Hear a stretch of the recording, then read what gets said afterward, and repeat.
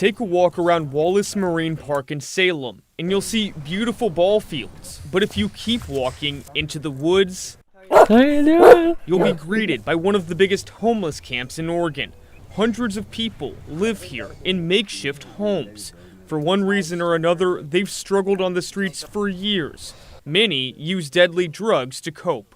We've lost, 8, 9 friends within the past 2.5 years, 3 years, if that. Others became addicted to drugs when they were kids. I was wrecked. Matthew Macera's dad let him drink alcohol when he was in 2nd grade. He introduced me to a life of addiction at 8 years old, and then introduced me to crank at 11 years old. At 11 was the first year I got stabbed. And he was stabbed 13 more times, shot twice, and stabbed others himself. Macera spent 27 years in the drug world after becoming homeless as a teen. He says drugs led to violence and crime, breaking into cars to support his addiction. Me being on the streets was due to addiction.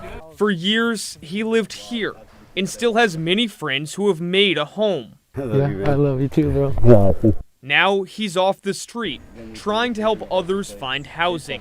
And let me know, man, if you're ready. Though he says Measure 110, which decriminalized small amounts of hard drugs, makes matters worse.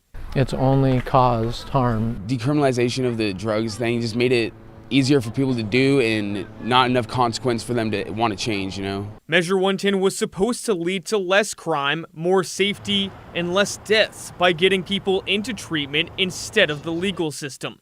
Though these people haven't seen any of that happen. I'm tired of having a lot of my friends or people that consider themselves family build the friendship and the relationships that we have to the next day finding out that they overdosed because some stupid drugs. Though Measure 110 proponents say it hasn't increased drug use, as the entire country has seen a surge of fentanyl use. A February report on Measure 110 shows 60,000 Oregonians struggling with addiction were helped, though people here haven't seen the benefit.